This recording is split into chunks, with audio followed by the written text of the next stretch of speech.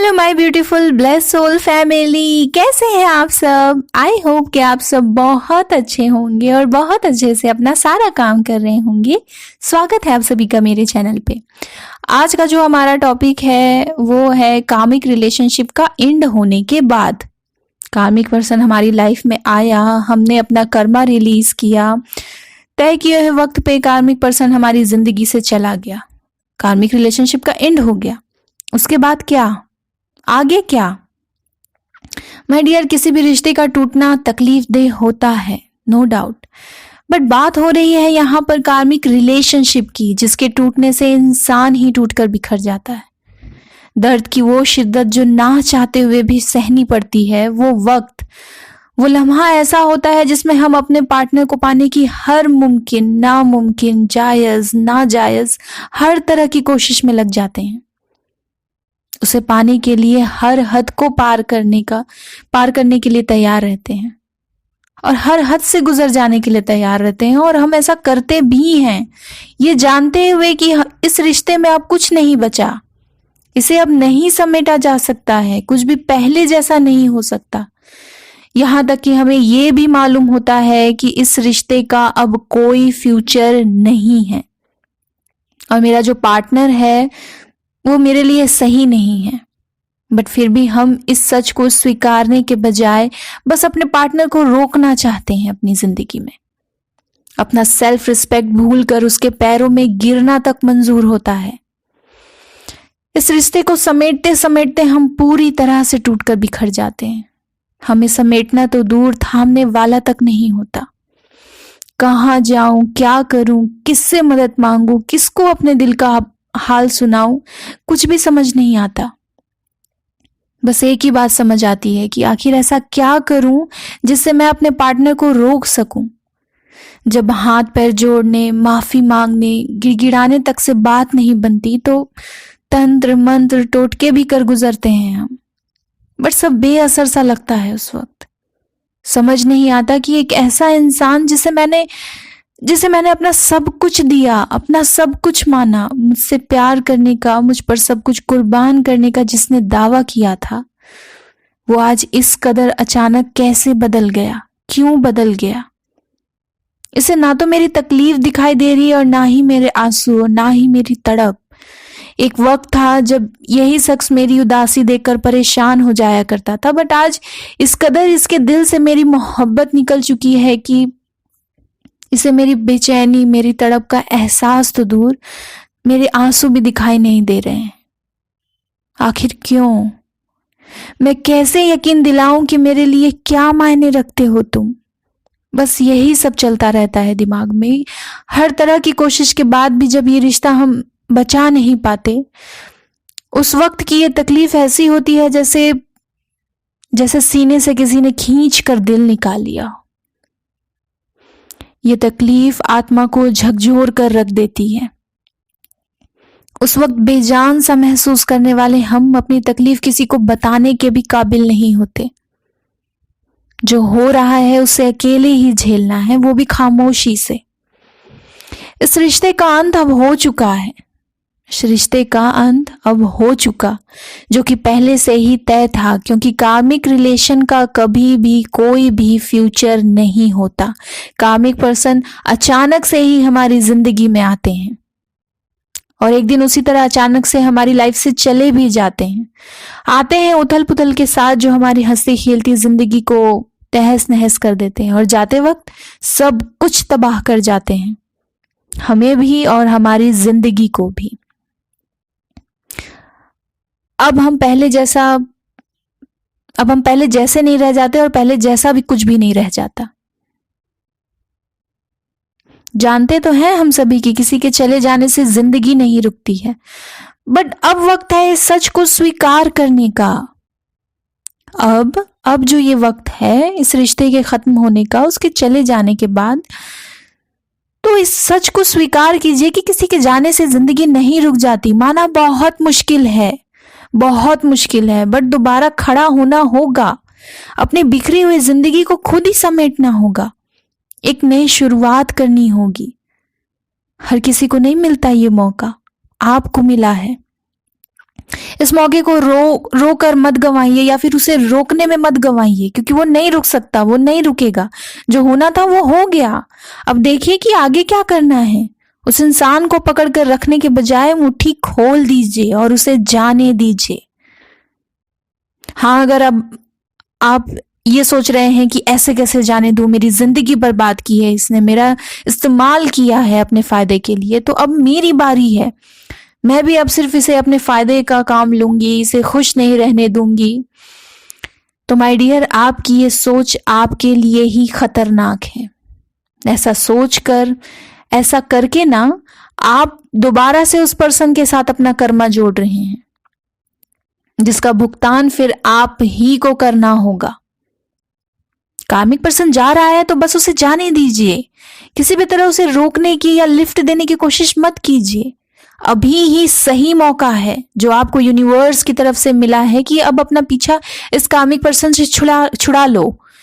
क्योंकि अगर एक बार ये मौका गुजर गया तो माय डियर, अब तक आपने सिर्फ कार्मिक पर्सन का एक रूप देखा है, जिसने सिर्फ अभी आपकी जिंदगी में उथल पुथल मचाई है। क्योंकि ये सब कुछ यूनिवर्स के ऑब्जर्वेशन में हुआ, क्योंकि आपका कर्मा जुड़ा हुआ था उससे और आप अपने कर्मा का भुगतान कर रहे थे, अपने कर्मा रिलीज कर रहे थे जो आप कर चुके। और अब तय किए वक्त के मुताबिक कार्मिक पर्सन को जो है वो जाना है आपकी लाइफ से।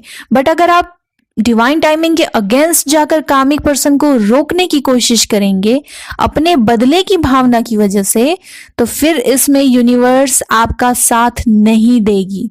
और अगर यूनिवर्स ने आपको एक बार उस कार्मिक पर्सन के हवाले कर दिया पूरी तरह से, तो माय डियर, आप सोच भी नहीं सकते अपना अंजाम। रिक्वेस्ट है आपसे मेरी कि डिवाइन टाइमिंग या फिर डिवाइन के खिलाफ जाने की कोशिश मत कीजिए, बल्कि डिवाइन पर भरोसा रखिए।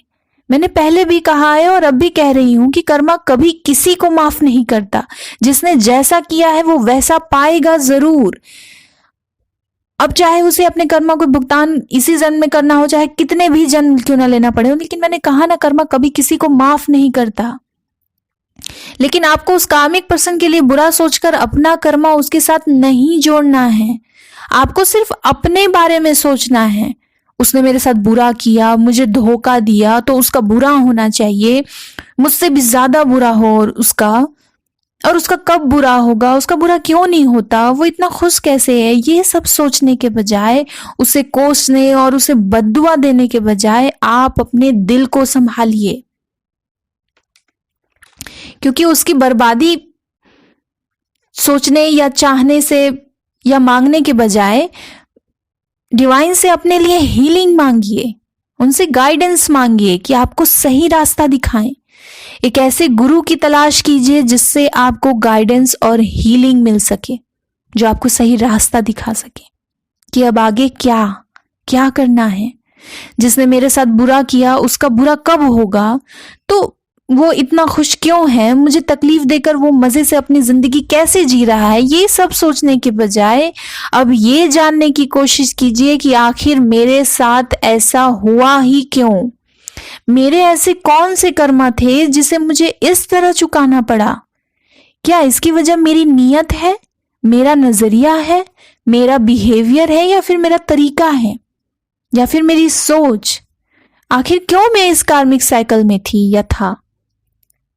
जो दर्द मुझे मिला, क्या मैं भी कभी किसी के दर्द की वजह बनी थी या बना था। अपने तौर तरीकों पर गौर कीजिए, खुद को जानने और समझने की कोशिश कीजिए, अपनी कमियों को ढूंढिए, इस कार्मिक साइकिल में फंसने की वजह को तलाशिए।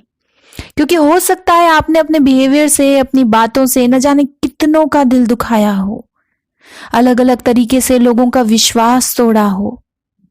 आपका गुस्सा, आपका रूड बिहेवियर, ना जाने आपने इससे कितनों को और ना जाने कितनी बार हर्ट किया हो। तो इस वजह को ढूंढने की कोशिश कीजिए और इससे आपको क्या सीख मिली, इस पर अपना सारा फोकस लगाइए कि आखिर इस रिलेशन ने आपको सिखाया क्या सीखा आपने इससे। ये जो दर्द आपने झेला है, हर तरह का दर्द, चाहे वो दिल टूटने का दर्द हो, विश्वास टूटने का दर्द हो, खो देने का दर्द हो, इस दर्द से आपने क्या सीखा। हो सकता है ये सारे दर्द जो आपने एक साथ झेला है वो आपने थोड़ा थोड़ा करके इकट्ठा किया हो। कार्मिक पर्सन सिर्फ वही कर्मा लेकर नहीं आता जो हमने उसके साथ किया है। उस एक कार्मिक पर्सन के जरिए आप अपना सारा कर्मा रिलीज करते हैं। पिछले जन्म का, इस जन्म का, आप जो अभी करंट में कर रहे हैं उसका भी, हर एक कर्मा का भुगतान। ऐसा नहीं है कि आपके जिसके साथ जो किए हो वही पर्सन आप आएगा आपके कर्मों के भुगतान के लिए। नहीं, कार्मिक पर्सन को डिवाइन चूज करती है। फिलहाल इस कार्मिक रिलेशनशिप का एंड हो चुका है। आपने अपने कर्मों का भुगतान कर दिया है। अब वक्त है आपकी हीलिंग की।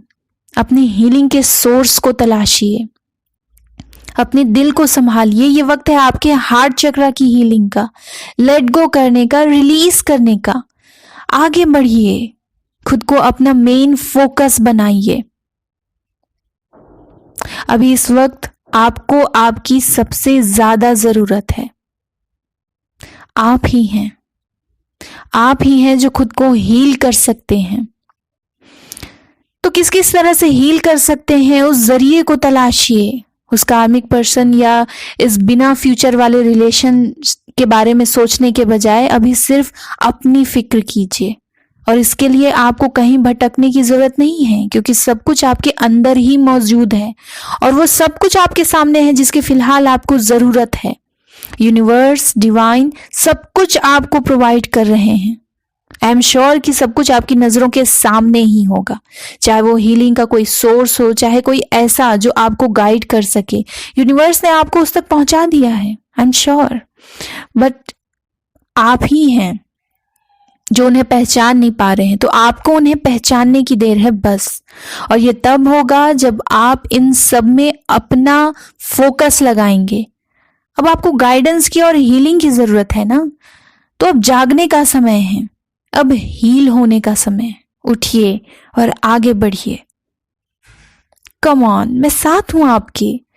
आपको किसी भी तरह की कोई गाइडेंस चाहिए हो, कुछ भी शेयर करना हो, ऐसा जो आप किसी से नहीं कर सकते, मुझसे कह सकते हैं। मुझ पर आप ट्रस्ट कर सकते हैं। मैं आपके भरोसे का मान रखूंगी, I promise you. Okay, so my blessed family, I hope कि मैंने जिस भरोसे से आपसे ये सारी बातें कही हैं आप उनका मान रखेंगे और खुद को हील होने का एक मौका जरूर देंगे ना। कमेंट करके मुझे जरूर बताना। Okay, I am waiting. अब वक्त आ गया है अलविदा कहने का, बट मैं ये वादा करती हूँ कि एक नई वीडियो और एक नई गाइडेंस के साथ मैं बहुत जल्द मिलूंगी आपसे। तब तक के लिए be positive and feeling blessed.